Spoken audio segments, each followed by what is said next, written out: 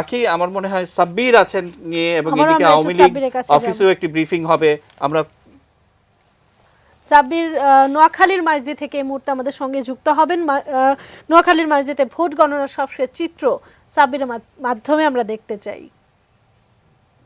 সকাল ৮টা থেকে বিকেল ৪টা, ৮ ঘন্টার ভোট গ্রহণ শেষ হয়েছে। এখন চলছে ভোট গণনার কাজ, এবং কিছুক্ষণ আগে প্রিজাইডিং অফিসার এবং সহকারী প্রিজাইডিং অফিসারের নেতৃত্বে যারা এখানে দায়িত্ব পালন করেছেন তারা ভোট গণনার যে ব্যালট বাক্সগুলো নিয়েছিলেন সেই ব্যালট বাক্সগুলো খুলেছেন, এবং ব্যালট বাক্স এখন গোনা শুরু হয়েছে। এবং আমরা যেই কেন্দ্রের সামনে রয়েছে এটি হচ্ছে পৌর কল্যাণ কেন্দ্র, এবং এটি মূলত নোয়াখালী ৪ আসনে যারা প্রতিদ্বন্দ্বিতা করছেন, অর্থাৎ আওয়ামী লীগের যেই প্রার্থী একরাম করিম চৌধুরী এবং বিএনপির যেই প্রার্থী মোহাম্মদ শাহজাহান, তারা এই আসনে প্রতিদ্বন্দ্বিতা করছেন, এবং তাদেরই আসলে মূল প্রতিদ্বন্দ্বিতা এই আসনে। তো এই আসনের প্রায় এই কেন্দ্রটিতে প্রায় ৬,০০০-এর উপরে নারী এবং পুরুষ ভোটার ছিল, এবং এই মুহূর্তে আসলে এই ভোট গণনা চলছে। এবং ভোট গণনার শেষে একজন প্রিজাইডিং অফিসার, সহকারী প্রিজাইডিং অফিসার এবং অন্যান্য যারা প্রার্থী ছিলেন তাদের এজেন্টদের সামনে এই ভোট গণনা চলছে, এবং ভোট গণনার শেষে এখান থেকে লিখিতভাবে এই